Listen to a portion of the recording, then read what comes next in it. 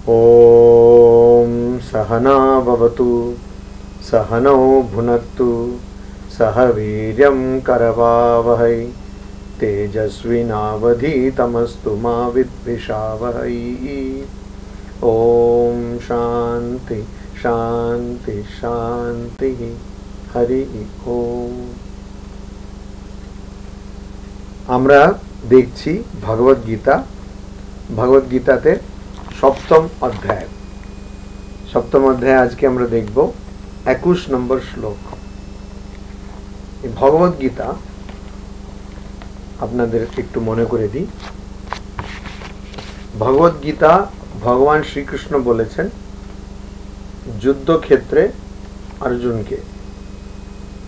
সমস্যাটা হলো অর্জুন চিরকালই যুদ্ধ করে এসছে, খুব ছোটবেলা থেকে যুদ্ধ করে এসছে, যুদ্ধ করতে জানে ভালো, এবং সে জানে সে ক্ষত্রিয়, এবং সে ঠিক করেছে যে কৌরবদের সে যুদ্ধে পরাজিত করবে।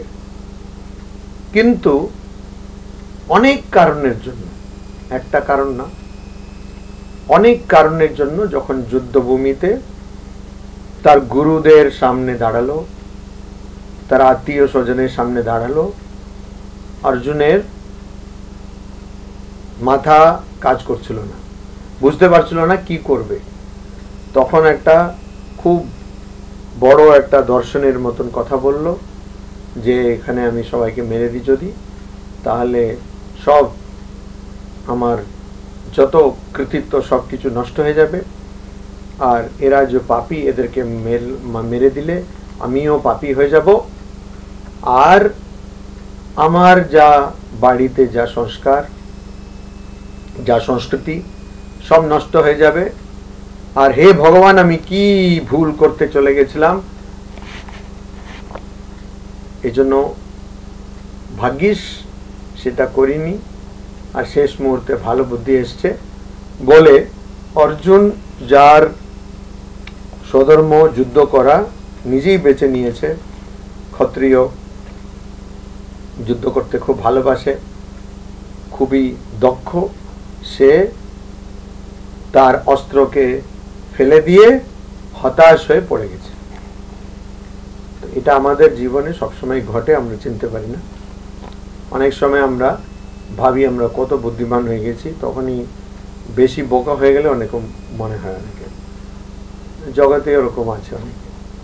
তো তখন শ্রীকৃষ্ণ কি করলেন? শ্রীকৃষ্ণ বলেননি দ্বিতীয় অধ্যায় যে তুমি যুদ্ধ করো। শ্রীকৃষ্ণ কিন্তু বলে দিয়েছেন যে তুমি কে, তোমার প্রকৃত স্বরূপ কি।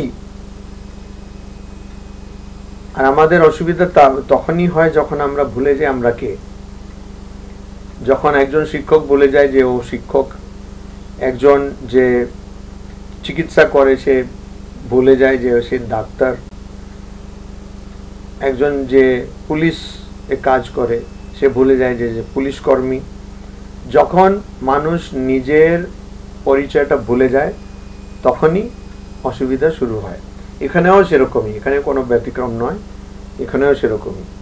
তো শ্রীকৃষ্ণ কিন্তু বুঝিয়ে দিচ্ছেন। শুধু তা নয়, এই যে নিজেকে চেনা, নিজেকে জানা, আর নিজে কে সেটা না ভুলে যাওয়া, এর জন্য যা যা করণীয় সবকিছু বলছেন। ধ্যান করতে হবে, এই করতে হবে, অমুক করতে হবে, কর্মযোগ, যত মানে 17টা অধ্যায় শুধু এটাই বলছেন। কিন্তু এখানে মজার কথা হলো, সব বলার পরে শ্রীকৃষ্ণ বলছেন যে আমি তো এইসব বললাম, এবারে যথা ইচ্ছাসি তথা কুরু, যেমন তোমার ইচ্ছা করো। এবার না বললেও তাই করতো অর্জুন। আর তো যার নিজের ইচ্ছা নয় সে তো করা যায় না, মানুষ করতে পারে না। কিন্তু এখানে মজার ব্যাপার হচ্ছে সেই জিনিসটা একদম পরিষ্কার ভাবে অত কথায় ভগবান শ্রীকৃষ্ণ বললেন। তো এই যে জিনিস যে তুমি যা খুশি করতে পারো, তোমাকে এটা বলা হয়েছে, কিন্তু মনে রাখতে হবে শুরুতে যখন অর্জুনকে শ্রীকৃষ্ণ বলছেন তখন উনি বলছেন না এতৎ ত্বয়ি উপপদ্যতে, এই যে তুমি যে কাজ করছো অনার্য জুষ্টম আস্বর্গ্যম অকীর্তিকরম অর্জুন, যে এটা তোমার কাজটা একটা ভালো মানুষের পক্ষে শোভনীয় নয়, তাকে শোভা দেয় না আর মানায় না। আর এতদ না তৈ উপপদ্যতে, এটা তোমাকে মানায় না, তোমাকে শোভা দেয় না, তোমার উচিত হয়নি এটা করা। আর এটা দিয়ে তুমি কীর্তি হারাবে, তোমার খারাপ নাম হবে, অপকীর্তি হবে ইত্যাদি করে বলছেন। কিন্তু একই সঙ্গে তিনি পুরো ভগবত গীতায় আমরা দেখতে পাই যে তিনি একটা স্বাধীন চিত্ত মানুষের কামনা করছেন। মানে তিনি বলছেন না যে এটাই করতে হবে, এরকম করলেই এটা হবে।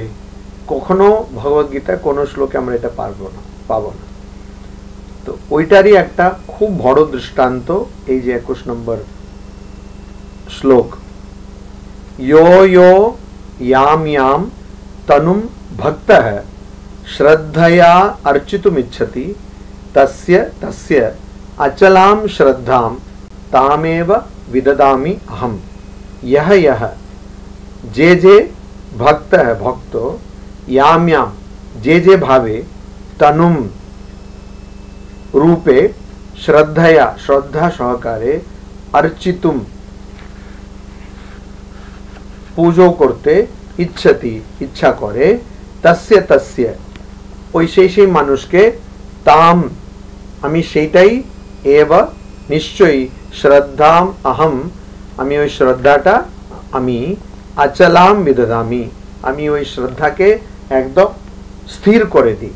অর্থাৎ একজন মানুষ যে রূপেই আমাকে দেখতে চায়, ভগবানকে যে রূপেই দেখতে চায়, আমি সেই শ্রদ্ধার সঙ্গে যে রূপে পুজো করতে চায়, যে রূপে আরাধনা করতে চায়, অর্চনা করতে চায়, আমি সেই রূপেই তার শ্রদ্ধাকে স্থির করে দিই।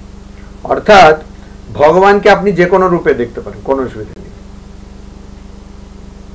কোনো অসুবিধা নেই। মোবাইল আপনার ভগবান হতে পারে, কোনো অসুবিধা নেই, শ্রদ্ধায়া। কিন্তু ওখানে আপনাকে কি দেখতে হবে? ভগবানকে দেখতে হবে, অর্থাৎ পরম তত্ত্বকে ওখানে দেখতে হবে যে এইটাই শেষ, এরপরে কিছু নেই। এই ধরনের শ্রদ্ধার সঙ্গে দেখতে হবে। শ্রদ্ধা মানে কি? বিশ্বাস। বিশ্বাস মানে কি? গুরুর কথার উপরে বিশ্বাস, শাস্ত্রের উপরে বিশ্বাস, নিজের উপরে বিশ্বাস আর পরম্পরার উপরে বিশ্বাস। সেই বিশ্বাসের সঙ্গে আপনি যদি যে কোনো রূপের মধ্যে ভগবানকে দেখেন, তো ভগবান শ্রীকৃষ্ণ নিজেই বলছেন আমি সেই রূপেই তোমার বিশ্বাস বা শ্রদ্ধাকে স্থির করে দিই। তো এখানে বিশ্বাস হওয়া চাই। একজন একটা গাছকে ভাবছে এটাই ভগবান, আর শ্রদ্ধার সঙ্গে সেই গাছের পুজো করে যাচ্ছে, সে মানুষ সে একই ফল পাবে যেটা ও যদি শিবলিঙ্গে পূজা করত বা শালিগ্রামে পুজো করত বা দেবীর মূর্তিতে পুজো করত বা কৃষ্ণের মূর্তিতে পুজো করত, নাড়ুগোপালের পুজো করত, যে কোনো ভাবেই পুজো করত, যে ফলটা পেত সেই একই ফল এই গাছকে পুজো করলেও পাবে, পাথরকে পুজো করলেও পাবে, কোনো আকার নেই এরকম পুজো করলেও পাবে। বসে বসে ভাবছে যে আমি ভগবান, তুমি যে রূপেই আছো আমি সে রূপেই তোমাকে পুজো করছি, তাহলেও পাবে। তো এইটা এর চেয়ে বড় উদারতা আরাধনার বিষয় হতেই পারে না। আপনি কোনো ধর্মগ্রন্থে কোনো ধর্মে এটা পাবেনই না যে তুমি যে কোনো রূপে আমার চিন্তা করো, আমি সেই রূপেই তোমার বিশ্বাসটাকে স্থির করে দেব, হয়ে গেল, শেষ। ভাবুন কত কত বড় কথা। তোমার শুধু বিশ্বাসটা থাকা দরকার, শ্রদ্ধা, এখানে বুঝবেন বিশ্বাস। তোমার শুধু বিশ্বাস থাকে যদি তুমি করো না, তুমি একটা গাছকে নিয়ে নাও, একটা পাথরকে নিয়ে নাও, মাটিকে নিয়ে নাও, বাড়িকে নিয়ে নাও, মোবাইল ফোন নিয়ে নাও, এখন অনেকে মোবাইল ফোনকে ভগবান মনে করে, তো ওইটা নিয়ে নাও, ওর পুজো করো, কিন্তু বিশ্বাস থাকা দরকার। আর এটাই ভগবান, এটাই শেষ কথা, এই বিশ্বাস থাকা দরকার। তাহলে যে রূপে পুজো করতে চাও, তনুম মানে এখানে শরীর, মানে এখানে রূপ বুঝতে হবে, পুজো করতে চাও, তনু যে রূপেই পুজো করতে চাও, তাহলে সেই রূপেই আমি শ্রদ্ধা বিদদামি, আমি সেই রূপেই ওকে শ্রদ্ধা দেব, অর্থাৎ বিশ্বাস ওর স্থির করে দেব। তো ঠাকুরের একটা কথা আছে না, যে আমি যদি জল পেতে চাই তাহলে একটাই জায়গায় গভীরে যেতে হবে, খুঁড়তে খুঁড়তে গভীরে যেতে হবে। আমি যদি একটু খুঁড়লাম, দেখলাম জল আসছে না, আরেকটা জায়গায় চলে গেলাম, জল আসছে না। তো ইদানিং সবাই আধ্যাত্মিক জীবন ব্যাপারে ওরকম, একটু বসলো, চোখ চোখ বন্ধ করে বসলো, কেউ শব্দ করলে একটু গালাগাল দিল, তারপরে আরো বসলো, এরকম করে। আর ওই পল্লী মঙ্গল থেকে আসন কিনে এলো, তারপরে ওই সব আশ্রম থেকে দিল্লি আশ্রম বা অদ্বৈত আশ্রমে ফটো ফ্রেম করলো, সব করে। তারপরে অনেক জায়গায় গঙ্গা ধূপ কিনে আনলো পল্লী মঙ্গলের, আবার সেই সব করে সে বিশাল কাণ্ড কারখানা করে বসলো। তারপরে দেখলো 2-3 দিন বসলো, 3-4 দিন বললো ধূপ এসব কিছু হয় না, ধ্যান ট্যানে কোনো লাভ নেই, আমি জব করি না। আর দেখছি ধ্যান হয় না, জব করি। এই জব করছে শুধু, আবার জব করছে শুধু না, ওই জবও ওরকম অনেক টানছে। এই ও আমাকে এরকম কেন বললো, আচ্ছা মহারাজ আজকে ক্লাস এইসব কি বলছিলেন, এইসব চলছে জব। তা কি হবে? এটাই হবে। তো আমাদের শ্রদ্ধা, বিশ্বাস, সেটাকে ধরে রাখা, ধৈর্য ধরে সেই একই জিনিস করে যাওয়া, তো সেইটা আমাদের করতে হবে। ধৈর্য, ধৈর্য। ধ্যানে কি অভ্যাসটা কি? ধ্যানের অভ্যাস হচ্ছে খুব সহজ। ধ্যানের অভ্যাস হচ্ছে যে যখন আমার মন বারবার ধ্যান বিষয়ের থেকে, হতে পারে আমার ইষ্ট বা যে জিনিসের উপর আমি ধ্যান করছি, যে রূপের উপর আমি ধ্যান করছি, ওখান থেকে যখন মন সরে যাচ্ছে, বারবার সেটাকে টেনে এনে আবার সেই রূপে কেন্দ্রিত করা, এটাই হচ্ছে অভ্যাস। ওই বসলেই আমি একদম ধ্যান বিষয়ের উপরে একদম একাগ্রচিত্ত হয়ে যাবো, এরকম কোনো দিন হয় না। তো এটাই অভ্যাস। তো এই জন্য ধ্যান করতে হবে, জপ করতে হবে। আর এগুলো আমি যদি শ্রদ্ধার সঙ্গে করি, কোনো কিছু যায় আসে না আমি কোন রূপের উপরে করছি, কোথায় করছি, কোন মন্দিরে বসে করছি, এটাতে কিছু যায় আসে না। আমি যদি শ্রদ্ধা সহকারে করি, তাহলে ওইটাতেই একনিষ্ঠভাবে আমি যদি করে যাই, তাহলে ভগবান আমাকে সাহায্য করবেন। উনি সেই রূপে বা সেই বিষয়ের উপরে আমার বিশ্বাসটাকে দৃঢ় করে দেবেন। এটা একটা মানে ভগবান বলছে তুমি একটু করো না ভাই, তুমি একটু চেষ্টা করো, বাকিটা আমি দেখে নিচ্ছি। কিন্তু আমি তো করবো না চেষ্টা। তো এটাই। তারপরে আবার 22 নম্বর শ্লোকে আরো বড় কথা বলছে, সতয়া শ্রদ্ধয়া যুক্তঃ তস্য আরাধনম ইহতে লভতে চ ততঃ কামান ময়ৈব বিহিতান হি তান। সহ, যে ওইরকম যে কোনো রূপে আরাধনা করছিল, তয়া ওই দিয়ে, কি দিয়ে? শ্রদ্ধয়া, ওই শ্রদ্ধা দিয়ে, অর্থাৎ ও শ্রদ্ধা সহকারে অর্চনা বা আরাধনা করছিল, পুজো করছিল। আমি সে শ্রদ্ধাটাকে স্থির করে দিলাম, আর সেই স্থির হওয়া শ্রদ্ধা দিয়ে, শ্রদ্ধা বলতে বিশ্বাস, যুক্ত সেই শ্রদ্ধা সহকারে, তস্য আরাধনম ইহতে, সেই তস্য ওইটার মানে ওই রূপের আরাধনম, আরাধনা বা পুজো তে, ইহতে সে পুজোতে নিরত হয়ে থাকে, পুজোতে মেতে থাকে, চ আর ততঃ ওই পুজো থেকে, মায়া আমার দ্বারা এব নিশ্চয়ই বিহিতান তান কামান হি লভতে, সে আমার দ্বারা সে বিহিতান সে পায়, তান কামান মানে সেই ইচ্ছাগুলো, হি লভতে নিশ্চয়ই পায়। অর্থাৎ যে রূপেই সে পুজো করছে না কেন, সেই রূপে তার যখন শ্রদ্ধা সহকারে পুজো করছে, আর সেই শ্রদ্ধাকে আমি স্থির করে দিলাম, আরো দৃঢ় করে দিলাম, ভগবান নিজেই বলছেন, তখন সেই পুজো দিয়েই সে তার সব কামনা পায়। এখানে কামনা বলতে বুঝতে হবে কি কামনা, তার সব কামনা পায় মানে ওর আর ইচ্ছে থাকবে না। যদি কেউ সব ইচ্ছে পেয়ে যায়, মানে সব প্রকারের ইচ্ছে তার পূর্ণ হয়ে যায়, ইচ্ছাগুলো সব পূর্ণ হয়ে যায়, তাহলে আর ইচ্ছা থাকবে কি? থাকবে না। অর্থাৎ সে মুক্ত হয়ে যাবে।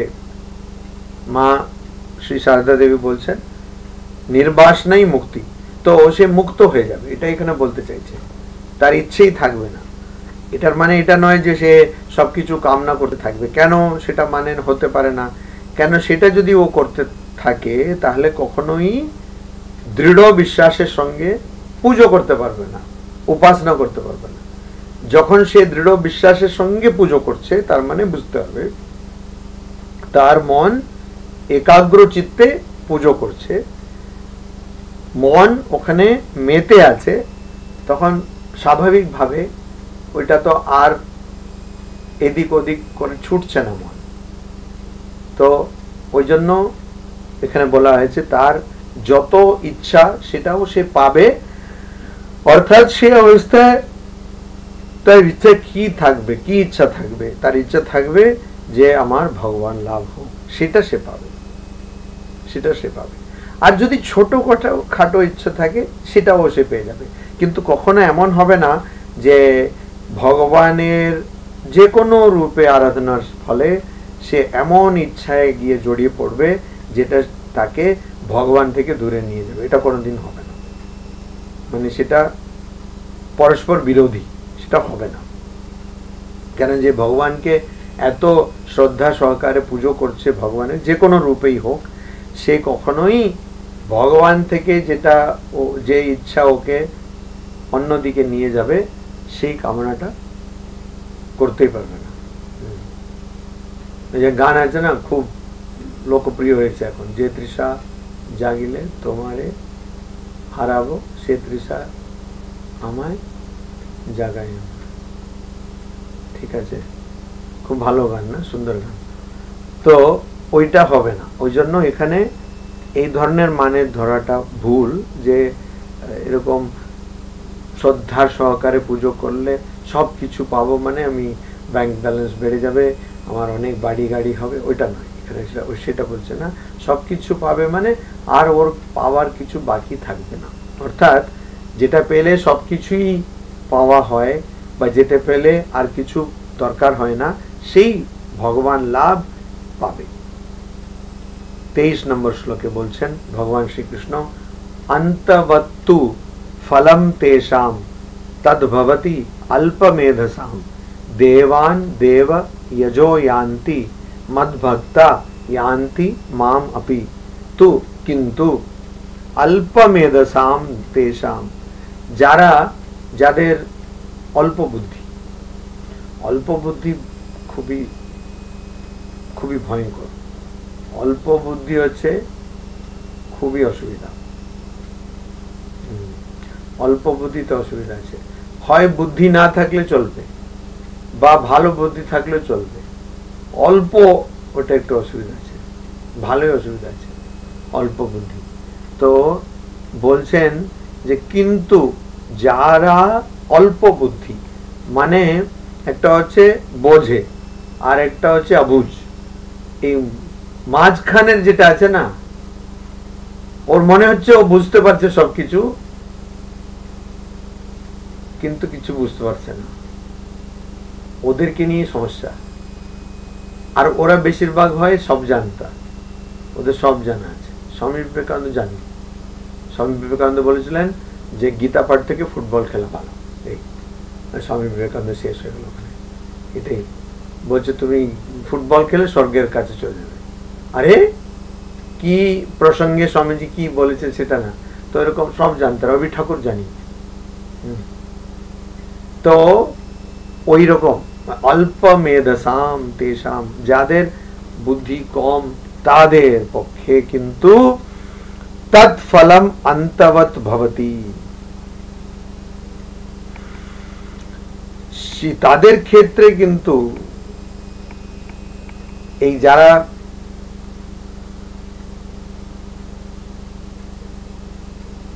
আমি বললাম না, যেভাবেই ভগবানের পুজো করুন না কেন, যে রূপেই করুন না কেন, আপনাকে বিশ্বাস করতে হবে যে সেটাই শেষ কথা, আর শরণাপন্ন হতে হবে। কিন্তু কেউ কেউ শরণাপন্ন হন না, শরণাপন্ন হন না, তারা বিশ্বাস করেন না যে এই রূপ দিয়ে আমি শেষ যা আমার গতি সেটা পাবো। অর্থাৎ এইটাই শেষ কথা সেটা বিশ্বাস করেন না, ভগবান এটাই শেষ কথা সেটা তারা বিশ্বাস করে না। তারা হচ্ছেন অল্পমেধস, অর্থাৎ তারা বোঝেন না। আচ্ছা, ভগবান সর্বব্যাপী, সব জায়গায় রয়েছেন, ঠিক। এবারে ভগবান যদি সব জায়গায় আছেন তাহলে সব রূপেও তো আছেন, সব রূপেই তো ভগবান আছে। এমন কোন রূপ কি হতে পারে যেখানে ভগবান নেই? তো সেটা যদি আমি ধরি তাহলে তো ভগবান সর্বব্যাপী হলেন না, সীমিত হয়ে গেলেন। কিন্তু ভগবান তো অসীম, তিনি তো সসীম নন, অসীম। তো অসীম যদি, তাহলে তার একটা রূপে থাকবেন ভগবান আর আরেকটা রূপে থাকবেন না, সেটা কি করে হবে? হবে না। তো এই অল্পমেধস হচ্ছে ওই, সে বুঝতে পারছে না, ওই জন্য সে ভাবছে এই রূপে আছে। আর তো অল্পমেধস হলে কি হবে? অল্পমেধস হলে তার 1000 রূপ লাগবে আরাধনা করার জন্য। কেন সে ভাবছে আচ্ছা এই রূপের ভগবানের তো আরাধনা হয়নি, ওই রূপে হয়নি। আরে তুমি একটা কোনো রূপ ধরো, সেটাইতে তো ভগবান আছেন। তো অল্পমেধসের কি অসুবিধা হবে? তৎ ফলম অন্তবৎ ভবতি। এই যে আগে আমি বললাম যে যারা ওই রকম শ্রদ্ধা সহকারে পুজো করে তারা কিন্তু সব কামনা তাদের পূর্ণ হয়। কিন্তু যারা অল্প বেদস, মানে যাদের অল্প বুদ্ধি, মানে নিজেও বোঝে না, বোঝালেও বোঝে না, এরকম আছে অনেকে, মানে তারা যেন শপথ নিয়েছে যে আর আমি বুঝবো না। এবারে আপনি কি বোঝাবেন? তো সেটা অল্প বুদ্ধি। তো ওই অল্প মেধস সে যে ফল পাবে, কিসের ফল? সে আরাধনার ফল, সেটা কিন্তু অন্তবৎ ভবতি। সেটা কিন্তু এরকম সব কামনা শেষ হয়ে যাবে এরকম হবে না, তার একটা সীমা থাকবে, তার একটা সীমা থাকবে। কেন? সে ভগবানকে একটা সীমার মধ্যে বদ্ধ করে দিচ্ছে। সে বলছে ভগবানের এইটা একটা রূপ, ওইটা একটা রূপ, যার জন্য ঠাকুর বলছেন ভগবান সাকার, নিরাকার, আরো কত কিছু। মাস্টারমশাই আজকে উঠলেন, বলে আরে এটাই তো আমি শুনিনি কোনোদিন, এত দর্শন টর্শন পড়েছি কিন্তু কোনোদিন শুনিনি তো। আমি জানতাম ভগবান হয় সাকার হন, নিরাকার হন, আরো কত কিছু, মানেটা কি সেটা আবার বলেননি কি, আরো কত কিছু। তারপরে বলছেন আরেকটা জায়গায় বলছেন তার ইতি টানা যাবে না, ভগবানের ইতি টানা যাবে না, অর্থাৎ ভগবানকে একটা গণ্ডিতে ফেলা যাবে না, ভগবানকে একটা গণ্ডিতে ফেলা যাবে না। তো এই জন্য যারা ওরকম ভাবেন তারা হচ্ছেন অল্পমেধস, মানে যাদের বুদ্ধি কম, মানে তারা ভাবেন তারা খুব বুদ্ধিমান। আছে না ওরকম? সারা দুনিয়াতে বেশিরভাগ মানুষ ওই রকমই আছে, তারা ভাবেন যে অনেক বুদ্ধিমান কিন্তু বুদ্ধি খুব কম বা উল্টো। তো তাদের যা ফল পাবে, তারা এই উপাসনা করে সেটা সীমিত ফল হবে, সেটা দিয়ে ভগবান লাভ হবে না। দেব যজঃ দেবান ইয়ান্তি। আর যারা ওই দেবতাদেরকে পুজো করে তারা দেবতাদের কাছেই যায়, মানে তারা দেবতাদেরকে যাদের পুজো করছে তাদেরকে পরম তত্ত্ব বা পরম ভগবান মানছে না। বরুণ ভগবান, ইনি শুধু ওই জল টল দেখেন, ইনার কাছেই আমি ইনাকেই পুজো করব। মানে ইনি এখন যদি কেউ বরুণ ভগবানকেই মনে করে যে ইনি সবকিছু, ইনি শেষ কথা, ইনি পরম তত্ত্ব, তাহলে ভগবান শ্রীকৃষ্ণ বলছেন সে একই ফল পাবে। কিন্তু আছে কেউ কেউ যারা ওরকম মনে করেন না, কেউ কেউ না, বেশিরভাগ মানুষ ওরকম আছে, অনেকে আছে যারা ওরকম মনে করেন না। তারা মনে করেন আচ্ছা বরুণ ভগবান জল টলের ব্যাপার দেখেন, ইনাকে পুজো করলে আমার এই জল জড়িত যে সমস্যাগুলো কিছুই থাকবে না। মানে আমি যেখানে থাকি ওখানে ভালো বৃষ্টি হবে, বন্যা টন্যা হবে না ইত্যাদি।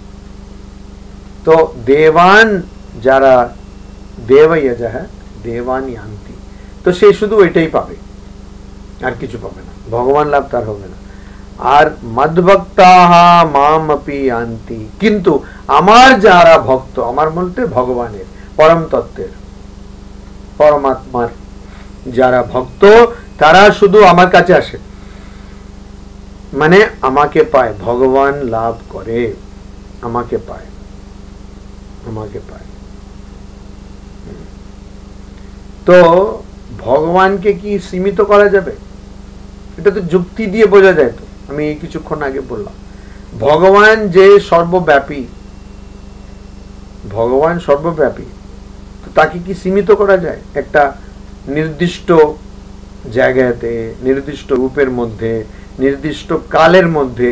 কি তাকে ওই গণ্ডিতে ফেলা যায়, সীমিত করা যায়? অবশ্যই করা যাবে না। যদি এরকম করা যেত তাহলে ভগবান তো সর্বব্যাপী আর হতেন না। তো সর্বব্যাপী যদি ভগবান, তাহলে এটা করা যায় না, এটা পরস্পর বিরোধী কথা। তো ওইটাই এখন 24 নম্বর শ্লোকে ভগবান শ্রীকৃষ্ণ খুব সুন্দরভাবে বলছেন। উনি বলছেন, অব্যক্তম ব্যক্তিমাপন্নম মন্যন্তে মাম অবুদ্ধয়ঃ परम भावम अजानन्तो मम अव्ययम अनुत्तमम। अबुद्धय है बोका। এই সংস্কৃত যে ভাষাগুলো আমরা জানি না, না ওটাতে বোকা বললে আমাদের খুব ভালো, মানে খুব ভালো ভালো কিছু মনে হয়। যেমন ইংরেজিতে স্টুপিড বলে মনে হয় যে কিছু কি একটা হয়েছে, একটা অফিসার মার্কে কিছু একটা হয়েছে, বলে you are stupid, thank you sir. ইংরেজিতে বলা হচ্ছে, তো কিছু বুঝতে পারছি না। স্টুপিড বলে কিছু একটা ভালোই বলেছে, ইংরেজিতে বলেছে যখন। আমার দেশে একটা আছে না, যে সব ভালো জিনিস বলবে কি বলবে, ফরেন, ফরেন জিনিস, আর যেগুলো খারাপ বলবে দেশি। সব কিছুতেই বলছে ফরেন আর দেশি। তো ইংরেজিতে বললে স্টুপিড বললে খুব সেরকমই সংস্কৃত তো আর মানুষ পড়তেও চায় না, অনেকে জানে না। অবুদ্ধয়া কথাটা শুনে কি মিষ্টি মিষ্টি লাগছে, অবুদ্ধয়া, বাহ কত ভালো, এটা পিএইচডি লাগছে না। সোজা কথায় বলছেন বোকা। ওই ভজ গোবিন্দম ভজ গোবিন্দম ভজ গোবিন্দম মূঢ়মতে। আমি একদম, আমার কোনো সংশয় নেই, অনেকে যারা এই গান করে তারা জানেন না যে মূঢ়মতে মানে বোকা। তারা বলছে বাহ মূঢ়মতে, কিছু একটা নিশ্চয়ই ভগবানের নাম হবে এরকম। মানে ভজ গোবিন্দম ভজ গোবিন্দম, তারপরে একটা ভগবানেরই নাম, বিষ্ণুরই একটা নাম, এরকম ভাবছে অনেকে। নিশ্চয়ই কিছু না কিছু মানুষ তো ভাবছেই, আমার তো কোনো সংশয় নেই ব্যাপারে। তো এরকম অবুদ্ধয় বলে বুদ্ধ আছে, তো ওই বুদ্ধেরই কিছু একটা হবে অবুদ্ধয়। তো অভ্যুদয় নয়, এটা অভ্যুদয় মানে বিকাশ, এটা হচ্ছে অবুদ্ধয়, মানে যাদের বুদ্ধি নেই, বোকা মূর্খ। বলছে এই যারা বুদ্ধি নেই তারা কি করে, মামা আমার অব্যয়ম, অব্যয়ম মানে আমার যার কোনো ভাগ নেই, যার কোনো শেষ নেই, যার কোনো ব্যয় নেই, ব্যয় মানে শেষ নেই, অনুত্তমম যার কোনো তুলনা নেই, পরম আর একদম শেষ বা উচ্চ, ভাবম স্বভাব। আমার প্রকৃতি, আমার কি প্রকৃতি, আমার প্রকৃতিটা হলো তার কোনো তুলনা নেই। আমার প্রকৃতি কি অবিনাশী, আমার কোনো নাশ নেই। আমার প্রকৃতি কি পরম, আমি সবচেয়ে ঊর্ধ্বে, সবচেয়ে উচ্চ, উত্তম, সেইটা হচ্ছে আমার ভাবম। ওইটাকে অজানন্ত হ্যায়, এই বোকারা তো জানে না। বোকা থেকে কি বোকারো হয়েছে, এটা গবেষণার বিষয়। যাই হোক, বোকা যখন, বোকা জব রোয়া তখন বোকারো কিছু একটা হবে। তো যাই হোক, তো বোকা, এরা বোকা, এরা জানে না যে আমি, আমার কোনো নাশ নেই, আমি শাশ্বত সনাতন, আমি, আমার কোনো তুলনা নেই। ভগবানের তুলনা কার সঙ্গে করবেন? ভগবান সর্বব্যাপী, কার সঙ্গে ভগবানের তুলনা করবেন? এমন কিছু আছে যেখানে ভগবান নেই? মানে যার সঙ্গে কিছুর তুলনা করতে হবে, ওই জিনিসটাকে তো ওর সঙ্গে, ওর ওর থেকে আলাদা হতে হবে। তো কিছু একটা জিনিসের সঙ্গে আরেকটাকে তুলনা করবেন, তখন ওইটার আলাদা হতে হবে। তো ও একই জিনিসটাকে ওই একই জিনিসের সঙ্গে তুলনা কি করে করবেন? মানে আমি যদি অনিলদার তুলনা অনিলদার সঙ্গে করি তাহলে কি করে হবে? কিন্তু বলছে ওরকম একটা ভজন আছে, রঘুবর কি ছবি সমান রঘুবর কি ছবিয়া। মানে বলছে রাম, ওই বাচ্চা রামচন্দ্র, তার মুখটা এত ভালো, তার তুলনা ওরই মুখ। এটা কিন্তু বলছেন না কি ঠুমা কি চালাতে রামচন্দ্র বাজাতে পাইজনিয়া। হ্যাঁ, এরকম ভজনে আছে। তো কিন্তু সাধারণত তো আমরা করি না, একটা জিনিসের তুলনা মানে আরেকটা জিনিসের সঙ্গে করি। এখন অনিলদার তুলনা আমি যদি করলাম স্বপ্নাদির সঙ্গে করলাম, এরকম করা যায় কি জানি না। তো এরকম যদি তুলনা করা হয়, দুজনের করি, তো এখানে তুলনা কি করে করবে? কেননা সব জায়গায় তো ভগবান আছেন, কার সঙ্গে ভগবানের তুলনা কার সঙ্গে হবে? হবে না। ওই জন্য বলছে অনুত্তমম, মানে যার সঙ্গে তুলনা করা যায় না। আর এইটা কিন্তু লোকেরা জানে না, এই বোকারা এইটা জানে না, অজানন্ত হ্যায়। আর তারা কি করে? অব্যক্তম মাম ব্যক্তিম আপন্নম মন্যন্তে। তারা মনে করে আমি যে অব্যক্ত, অব্যক্ত মানে আমার যার কোনোদিনই সৃষ্টি হয়নি, আমার যার কোনোদিনই জন্ম হয়নি, আমার যার কোনো রূপ নেই, তারা কিন্তু আমাকে বোকা হওয়ার জন্য, বোকা মানে এখানে কি মানে? অজ্ঞানের জন্য। অজ্ঞান, অজ্ঞান মানে কিসের অজ্ঞান? ভগবানের সম্বন্ধে অজ্ঞান, নিজের স্বরূপের সম্বন্ধে অজ্ঞান, নিজের প্রকৃত স্বরূপের সম্বন্ধে অজ্ঞান। ওই জন্য আমাকে তারা শেষ মনে করে না, পরম মনে করে না। কেন? তারা আমার যার কোনো রূপ নেই, আমার যার কোনো নাশ নেই, তাকে তারা মনে করে ব্যক্তিম আপন্নম, যেন আমার রূপ হয়েছে, যেন আমি অভিব্যক্ত হয়েছি, আমি সৃষ্ট হয়েছি। যার সৃষ্টি থাকবে তার নাশ থাকবে। জাতস্য ধ্রুবম হি ধ্রুবম মৃত্যু। ভগবান শ্রীকৃষ্ণ গীতাতেই বলছেন, মানে যে জন্মেছে তার মৃত্যু অবশ্যম্ভাবী। তো ওই জন্য আমাকে যারা জানে না, আমার প্রকৃতি সম্বন্ধে যারা বোঝে না, তারা কিন্তু এরকম ভাববে। ওই অল্প বুদ্ধি, হ্যাঁ, ওই যে যারা অল্প বুদ্ধির লোক, তারা এরকম মনে করবে। কিন্তু জানতে হবে যে আমার কিন্তু কোনো সৃষ্টি হয়নি, আমার কিন্তু কোনো রূপ হয়নি, আমার কোনো জন্ম হয়নি, আমার কোনো সৃজন নেই, বিনাশ নেই। তারপরে 25 নম্বর শ্লোকে ভগবান শ্রীকৃষ্ণ বলছেন, নাহম প্রকাশঃ সর্বস্য যোগ মায়া সমাবৃতঃ মূঢ়োऽয়ং ন অভিজানাতি লোকো মাম অজম অব্যয়ম। अहम আমি যোগ মায়া সমাবৃতঃ। ওই যে আগের শ্লোকে বললেন যারা অবুদ্ধয়া, মানে যারা বোকা। বোকা মানে কি? যারা অজ্ঞানে আছেন। অজ্ঞানের জন্য আবরণ না। আপনার চোখের সামনে, চোখের উপরে যদি একটা কাপড় ফেলে দেওয়া হয়, তাহলে আপনি কি পরিষ্কার দেখতে পারবেন? কাপড় যদি ছেঁড়া থাকে তাহলে তো মাঝখান থেকে দেখতে পারবেন। এমনি কাপড় যদি ঠিক ঠিক কাপড় ফেলে দেওয়া হয় তাহলে দেখতে পারবেন না। তো এই কাপড়টাই হচ্ছে অজ্ঞান, এই কাপড়ই হচ্ছে অজ্ঞান। তো অজ্ঞানের জন্য বুঝতে পারছে না, অজানন্ত হ্যায়, বুঝতে পারেন না তারা। ওই রকমই আমি, আমি মানে ভগবান শ্রীকৃষ্ণ, ভগবানের কথা বলছেন। যোগ মায়া সমাবৃতঃ, আবৃতঃ মানে ঘিরে রেখেছে, তার চতুর্দিকে আছে। যোগ মায়া কি ঘিরে রেখেছে বা কি ঢেকে দিয়েছে? যোগ মায়া। যোগ মায়া, যোগ মায়া মানেটা কি? আমরা যোগ মায়া একটা দেবী রূপে আমরা দেখি, এসব সিরিয়াল দেখলে বেশি হয়। যোগ মায়া মানে একটা মেয়ের মতন রূপ দেখিয়ে দেয় সঙ্গে সঙ্গে। যোগ মায়া মানে কি? যোগ এর জন্য যে মায়া, মায়া মানে কি? অজ্ঞান। আচ্ছা, যে অজ্ঞান যোগের জন্য সৃষ্ট, যোগ মানে এটা কি? যোগ মানে ওই যে এখন সবাই সকালে উঠে সবাই করে যোগা ডে সব করে, ওই যোগা নয়। যোগ মানে এক হওয়ার, এক হওয়ার জন্য, যুক্ত হওয়ার জন্য যে মায়া।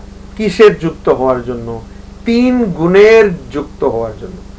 সত্যগুণ, রজগুণ, তমগুণ, এই 3 গুণ যখন তার যোগ হয়, সেটা দিয়ে যে ভুল ভ্রান্তি সৃষ্টি হয়, সেটা দিয়ে যে অজ্ঞান সৃষ্টি হয়,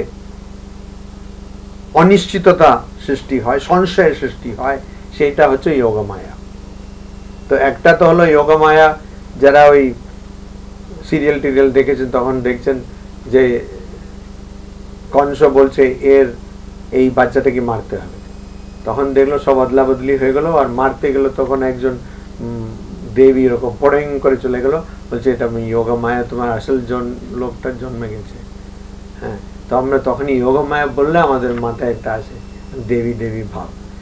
যোগমায়ার আরেকটা মানে আছে, সেটা হচ্ছে যে 3 গুণের যোগের জন্য যে মায়া সৃষ্টি হয়। তো আমি সেই মায়া দিয়ে ঢেকে আছি, মেঘে ঢাকা তারা মতন আমি মায়া ঢাকা ঈশ্বর বা ভগবান, মায়া দিয়ে ঢাকা, 3 গুণের মায়া দিয়ে ঢাকা। মামা মায়া দুরত্যয়া, এটা ভগবান শ্রীকৃষ্ণই বলছেন। মামা মায়া, আমার মায়া খুব কঠিন, এটাকে অতিক্রম করা। তো এই যে ঢেকে দিয়েছে, তখন কি হবে? ঢেকে দিলে তো বোঝা যাবে না। তো বলছে ওই ঢাকার জন্য সর্বস্ব, সবার ক্ষেত্রে কিন্তু ওটা ঢেকে আছে, সবাই কিন্তু বুঝতে পারছে না।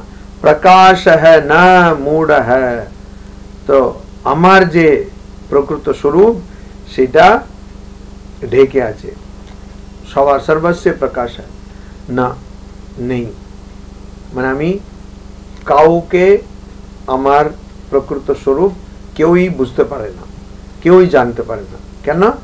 অজ্ঞানের জন্য। 3 গুণের দ্বারা জন্মায় যে অজ্ঞান, সে অজ্ঞানের জন্য ঢাকা আছে। খুব ভালো। মূঢ় হ্যায়, আর যারা মূঢ়, মূঢ় মানে অজ্ঞানের জন্য, এই যে 3 গুণের অজ্ঞানের জন্য যারা ঠিক মতন ভাবতে পারছে না, জানতে পারছে না, আয়ম লোক হ্যায়, তো সেই যারা জানতে পারে না, তো সেই মূঢ় লোক হ্যায়, সেই লোকটা মানে জগৎটাই সেরকম, এই জগৎটাই জানে না, আমাকে চিনতে পারে না। একজন বলছে আফসোস, কেউ চিনতে পারলো না আমাকে। তো ভগবান এখন বলছেন আফসোস না, বলছেন আমার মায়ার জন্য কেউ আমায় চিনতে পারছে না। এই জগতে লোক হ্যায় মূঢ় হ্যায়, আয়ম লোক হ্যায়, এই জগৎ মূঢ় মানে বোকা, ভ্রান্ত, বুঝতে পারছে না। কি বুঝতে পারছে না? আজম, আমার জন্ম হয়নি, অব্যয়ম, আমার কোনো নাশ নেই, মাম না বিজানাতি, আমাকে বোঝে না। আমাকে বোঝে না, কি বোঝে না? আমি যে জন্ম আমার হয়নি, আমার যে নাশ হবে না, জন্ম হলেই তো নাশ হবে, যে যার সৃষ্টি হবে তার লয় হবে, যার জন্ম হবে তার নাশ হবে, মৃত্যু হবে। তো ওইটা কেউ বুঝতে পারছে না যে আমার জন্ম নেই, আমার নাশ নেই, কেউ জানে না। জানেন না কেন? এই 3 গুণের মায়ার জন্য এটা জানে না। 3 গুণের মায়া, সত্যগুণ, রজগুণ, তমগুণ। তো এখানে আগে যেটা বলছেন ভগবান শ্রীকৃষ্ণ, যে যারা অল্প বুদ্ধি তারা আমায় বোঝে না, বা অবুদ্ধ যারা বোকা তারা আমায় বোঝে না, এটা বলছেন। তো এই অল্প বুদ্ধি, বোকা, এগুলো কেন হলো? মায়ার জন্য হলো, অজ্ঞানের জন্য হলো। 26 নম্বর শ্লোকে ভগবান শ্রীকৃষ্ণ বলছেন, বেদাহম সমতীতানি বর্তমানানি চার্জুন ভবিষ্যানি চ ভূতানি মাম তু বেদনা কশ্চন। अर्जुन, हे अर्जुन, समतीतानि च वर्तमानानि भविष्यानि च भूतानि अहम वेद। अहम अमी वेद जानी, की जानी?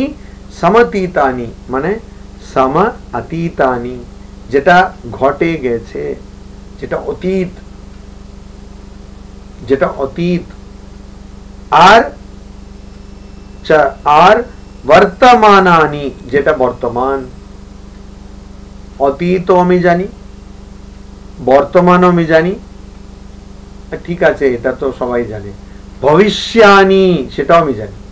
অতীত তো সবাই জানে, এটাতে কি আছে, খবর কাগজ বা এখন একটু গুগলায় নামা করলেই তো সব বোঝা যাচ্ছে। এখন বলছে কে মারলো, কাকে মারলো, সব চলছে, মিনিট মিনিটে আসছে। ও বলছে আরে মার ডালা, বলে हमने भी मार डाला, চলো, এই মারামারি চলছে। আমি নাম বলবো না, মানে যারা বুদ্ধিমান তারা বুঝিয়ে নাও। হ্যাঁ, তো এরকম বুদ্ধিমান বুঝিয়ে নাও, কেউ ভাবছে আমি গিয়ে হালদিরামের ভুজিয়া নেবো, ওইটা না, ওই বুঝিয়া না, এটা বুঝিয়া, উচ্চারণটা বুঝতে হবে। এটা ব, ওটা ভ, উফ, সব কিছু বলে অনিল দা ওইদিকে হাসছে। আরে ঠিক ঠিক বুঝতে হবে। তো কেউ বলছে মার ডালা, কেউ বলে अभी मारेंगे, কেউ বলছে तुमने मारा, বলছে हमने भी मारा, এরকম করে চলছে তো মিনিট টু মিনিট। তো বলছে অতীতটা আবার কি, এটা আলাদা করে বলা দরকার আছে যে আমি অতীত জানি, তো সবাই জানে। আর একটু ইতিহাস পড়ে নিলেই হলো। কোন বইটা পড়বে এটা অবশ্য দেখতে হবে, কিন্তু ইতিহাসটা পড়লে তো অতীত জানবে, ওইটাই হচ্ছে ওখানে কথা। সমা অতীতানি, আমি সব কিছু জানি। মানে তুমি তো এই যে কালকে ইতিহাস লিখেছে ওরকম কেউ লিখেছে সেটা জানো, আমি 1000, 2000, 3000, 1 লক্ষ বছর আগেরটাও জানি, সেটা তো তুমি জানবে না। তখন তো আর গুগল মাতাজি আসেনি, মাতাজি না মাসি, ঠিক আছে, ওইটা একটা, ওটাও গবেষণার বিষয়, তো ওটা আসেনি। তো ওই জন্য বলছে সমাতীতানি, অর্থাৎ সব অতীতটা জানি, বর্তমান আবার সব জানি, আবার ভবিষ্যানি, যে ভবিষ্যৎ সেটাও জানি, ভূতানি, আর ভূত মানে এখানে ভূত ভাগো ওইটা বলতে না, ওইটা হচ্ছে জীব। ভূতানি মানে জীব।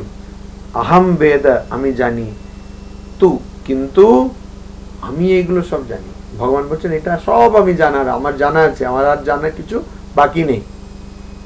কিন্তু কিন্তু মাম তু কশ্চন না বেদ, আমাকে কিন্তু কেউ চেনে না। আমি সবাইকে চিনি, আমাকে কেউ জানে না। অর্থাৎ আমার প্রকৃত স্বরূপ কিন্তু কেউ জানে না, আমার প্রকৃত স্বরূপ কেউ জানে না, আমার স্বরূপ কেউ জানে না। আমি কিন্তু সবাইকে জানি। কেন? এটা কেন ব্যাপার হলো, ওই সংস্কৃতিতে আমরা বলি অন্ধগজ ন্যায়। অন্ধগজ ন্যায় মানে চোখে দেখতে পারেন না এরকম কয়েকজন মানুষ, তারা একটা হাতিকে বুঝতে চেষ্টা করছে কি হবে।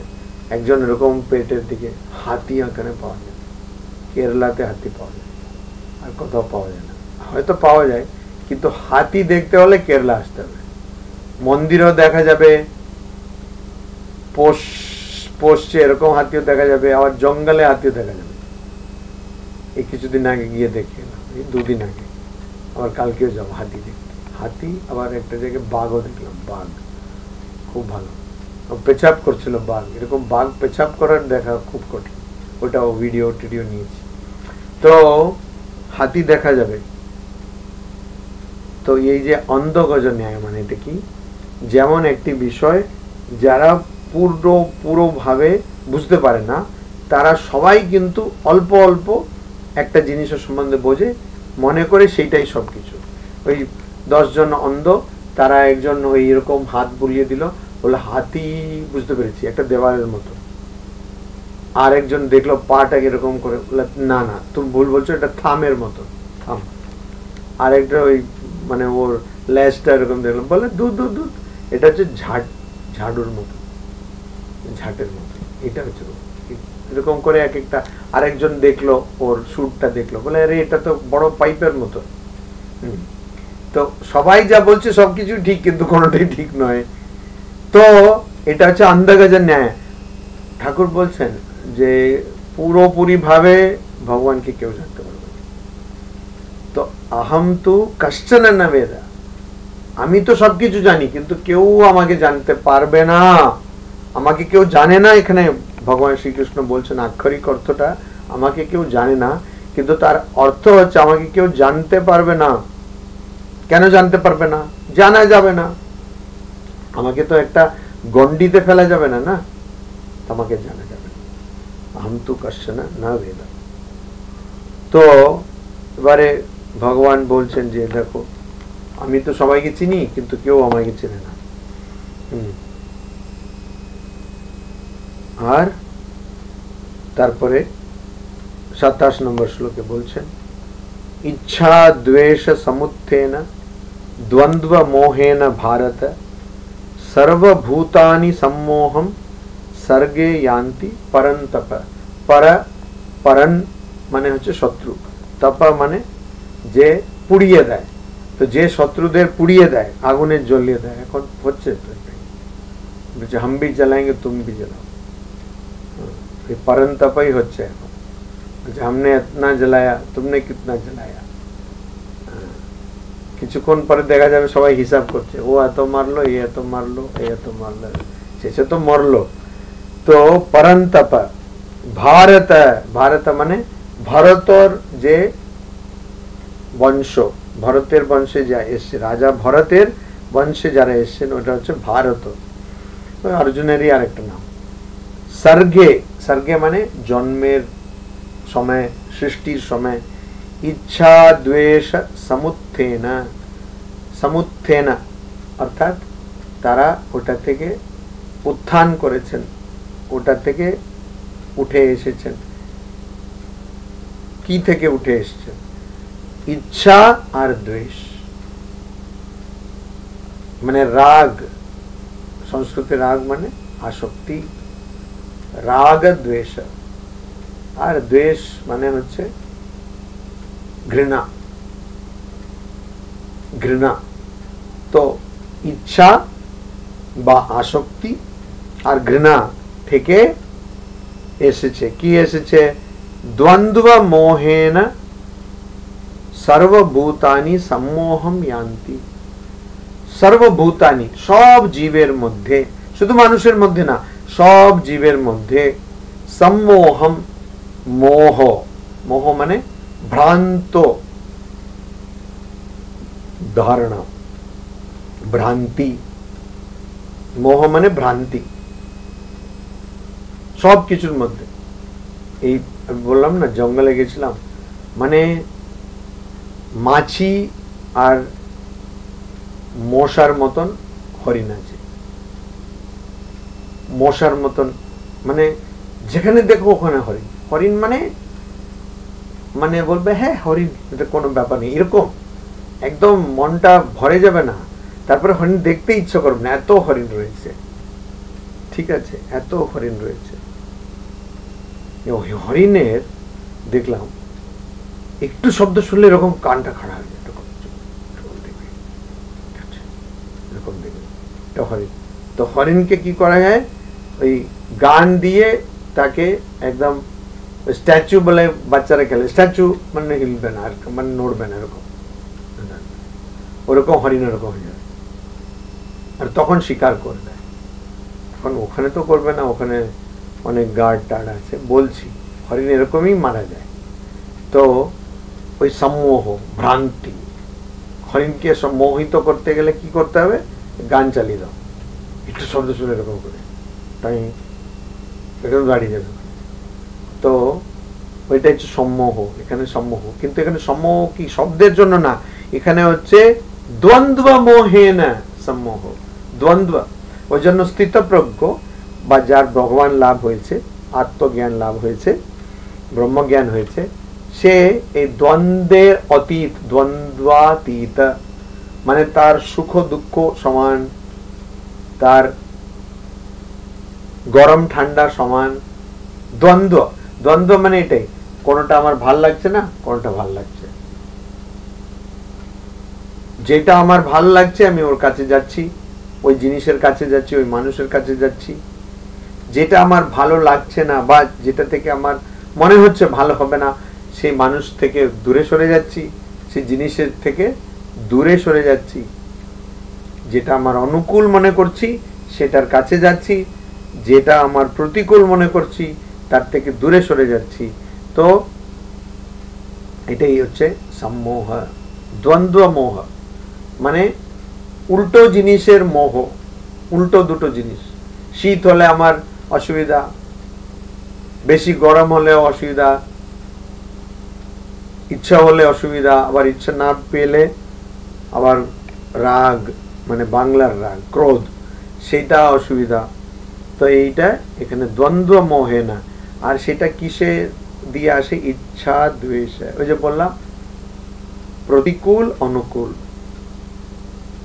প্রতিকূল অনুকূল। একটা কুকুরকে আমরা যদি একটা বিস্কুট দেওয়ার চেষ্টা করি, সে আমাদের কাছে আসবে। সেই কুকুরকে আমি যদি পাথর দিয়ে ডিল মারতে চেষ্টা করি, তাহলে ও পালিয়ে যাবে, ওই কুই কুই কুই কুই করে পালিয়ে যাবে। অবশ্য কুকুরটা খুব ছোট হলে বা একদম নিরীহ কুকুর হলে পালিয়ে যাবে, না হলে হয়তো তেড়ে আসবে।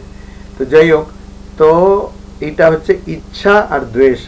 ইচ্ছা দেশ থেকে, ইচ্ছা আর দ্বেষ থেকে জন্মায় দ্বন্দ্ব মোহ, দুটো উল্টো জিনিস, সেটা আমার লাগবে এরকম মোহ, ইচ্ছা। আর এটা সর্বভূতানি সম্মোহম ইয়ান্তি, সব জীবের মধ্যে সেটা মোহ সৃষ্টি করে। তো এরকম মোহ সৃষ্টি করলে কি হবে? মানুষের মধ্যে কখনো ভালো লাগছে না, কখনো ভালো লাগছে, কখনো ইচ্ছা আসছে, কখনো আবার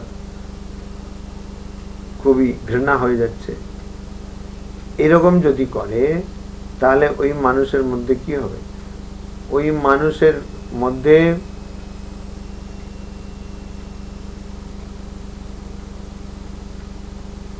প্রকৃত জ্ঞান হতে পারে না। মানে যে জিনিসটা যেরকম তার সেরকম জ্ঞানটা হবে না, যে বস্তু তার প্রকৃত জ্ঞান হবে না। শুধু আত্মা উপলব্ধির কথা বলা হচ্ছে না, ভগবান লাভের কথা বলা হচ্ছে না। যার মনটা সবসময় এরকম মোহের মধ্যে থাকবে, ইচ্ছা আর দ্বেষের টানা পড়ার মধ্যে থাকবে, সে কোনো জিনিসের ব্যাপারেই একটা সঠিক ধারণার মধ্যে আসতে পারবে না, তার একটা ধারণা হবে না, ধারণা হবে না। ওই জন্য বলছে যে এর কারণটা কি? ওর মধ্যে ওই ইচ্ছা দ্বেষ আছে, এটা হচ্ছে কারণ। ইচ্ছা আর দ্বেষ আছে। ইচ্ছা দ্বেষের জন্য যে কোনো জিনিসের সম্বন্ধে ভালো ধারণা হতে পারে না, আর অবশ্যই সে ভগবান লাভ করতে পারে না। ওম শান্তি শান্তি শান্তি। হরি ওম তৎসৎ। শ্রীরামকৃষ্ণার্পণমস্তু।